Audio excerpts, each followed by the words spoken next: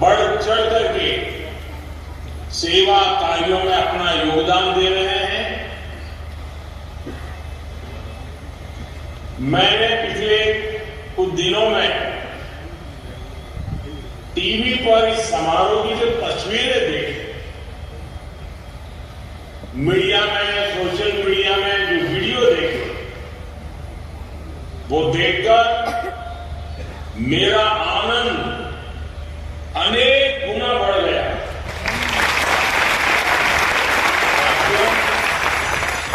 वड़ताल धाम की स्थापना के 200 वर्ष,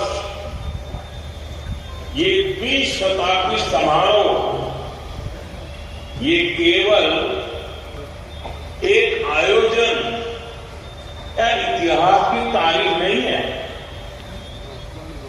ये मेरे जैसे हर व्यक्ति के लिए जो वड़ताल धाम में अनन्य आस्था के साथ बड़ा हुआ, उसके लिए बहुत बड़ा अवसर है।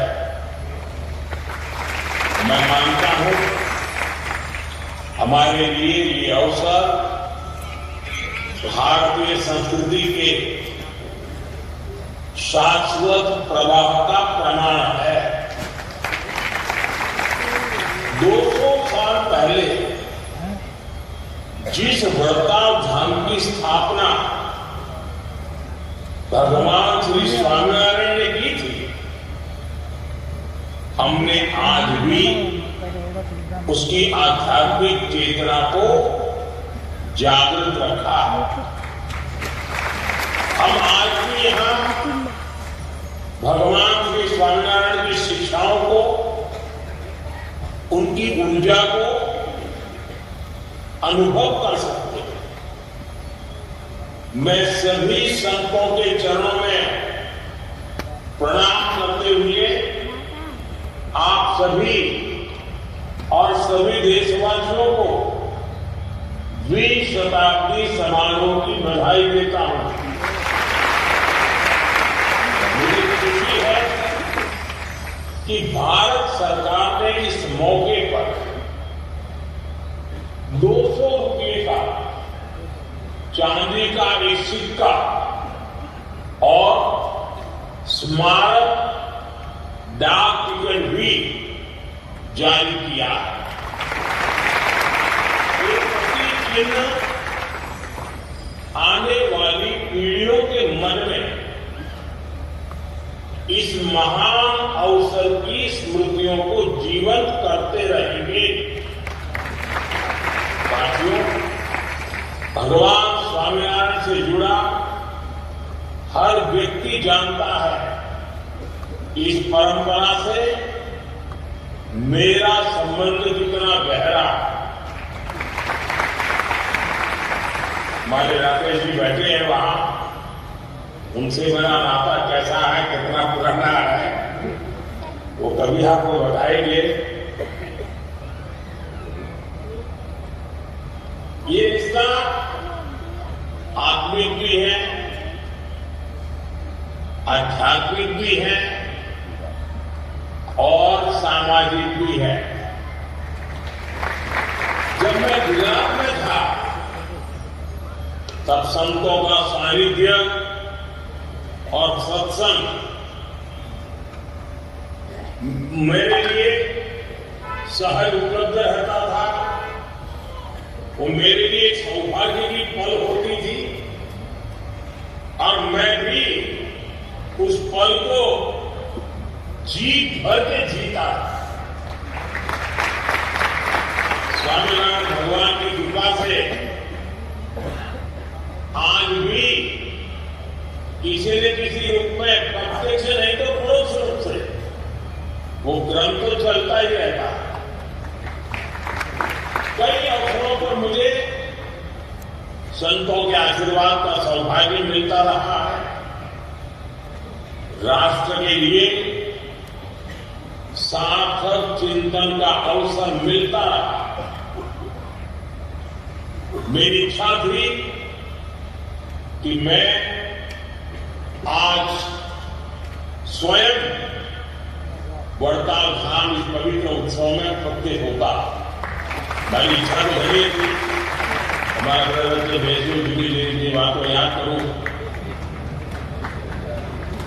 અને સ્વાભાવિક છે તમને ગમે મને ગમે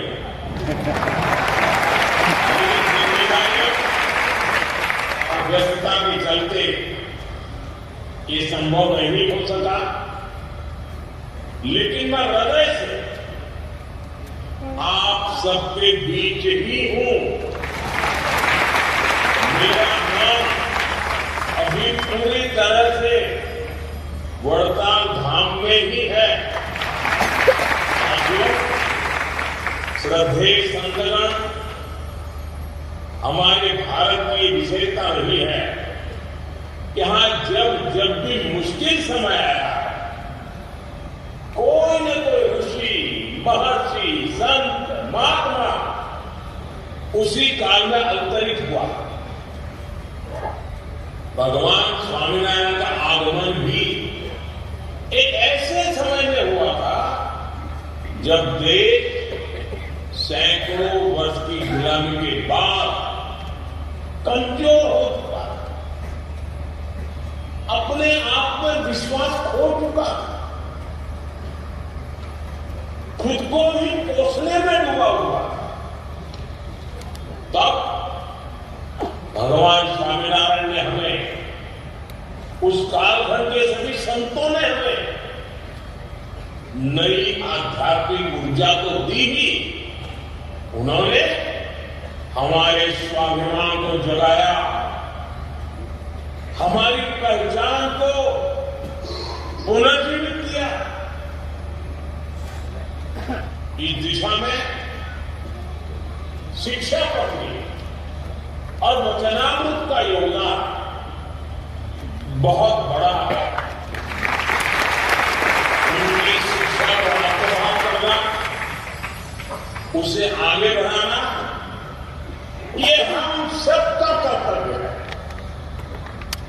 मुझे खुशी है कि वड़ताल धाम आज इसी प्रेरणा से मानवता की सेवा और युग निर्माण का बहुत बड़ा अधिष्ठान बन चुका है। इसी वड़ताल धाम ने हमें वंचित समाज से संग्राम जी जैसे भक्त दिए।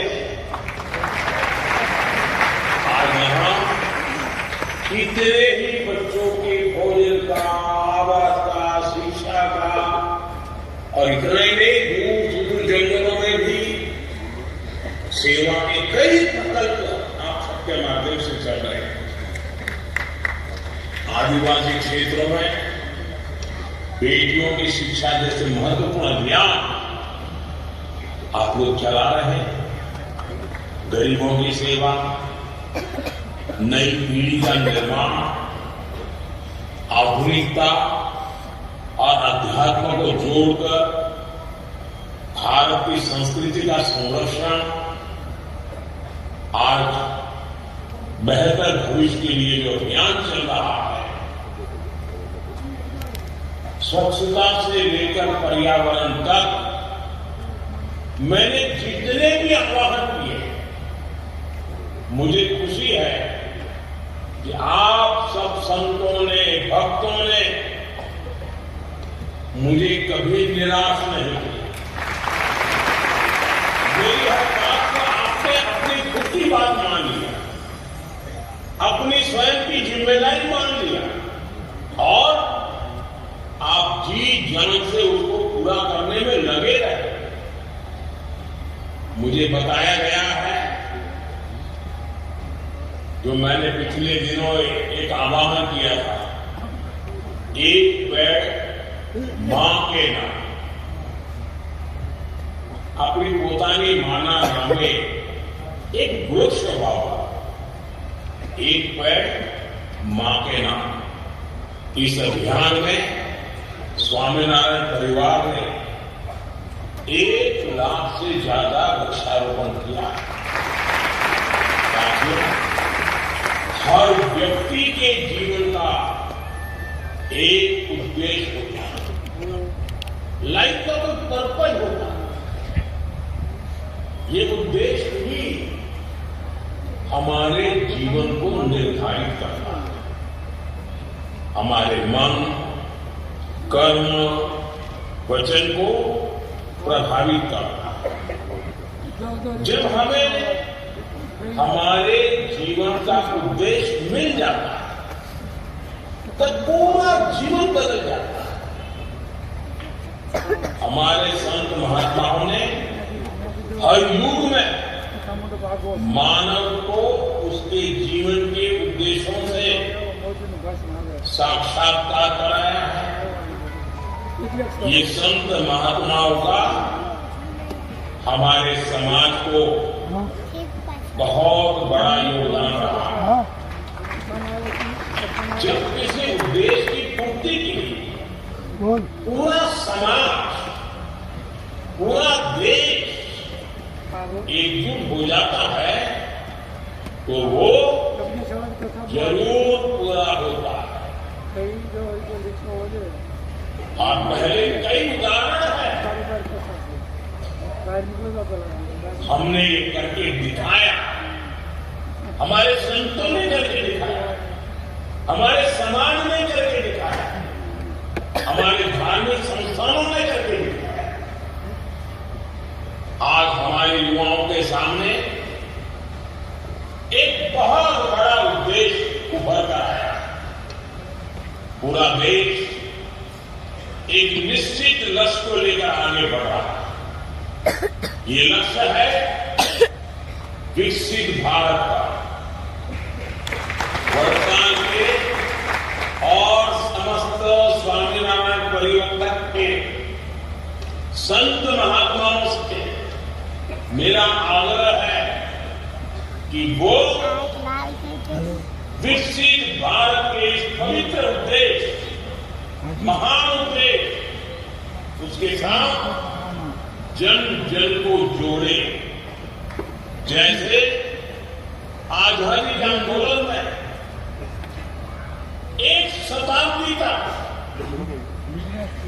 समाज के भिन्न भिन्न कोने से आजादी की ललक, आजादी की चिंगारी देशवासियों को प्रेरित करती है। एक भी दिन, एक भी पल ऐसा नहीं गया कि जब लोगों ने आजादी के इरादों को छोड़ा, सपनों को छोड़ा, संकल्पों को छोड़ा, ऐसा कभी नहीं हुआ। जैसी ललक आजादी के आंदोलन में थी, वैसी ही ललक, वैसी ही चेतना विकसित भारत के लिए 140 करोड़ देशवासियों में हर पल होना जरूरी है।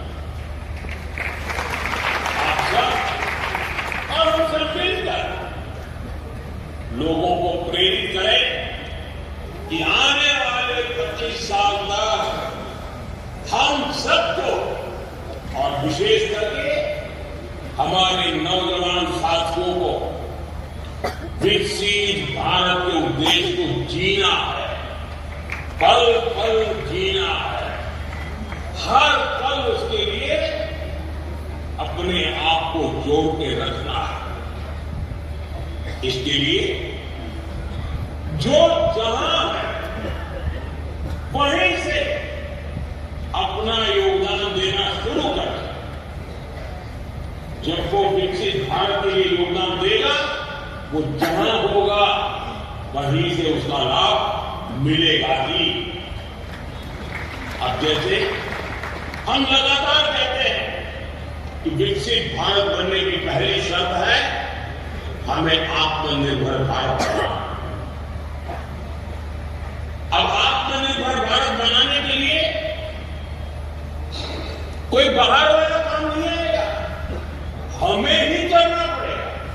140 करोड़ देशवासियों को करना पड़ेगा, यहां बैठे हुए सब हरिभक्तों को करना पड़ेगा। और इसकी शुरुआत कहां से करेंगे?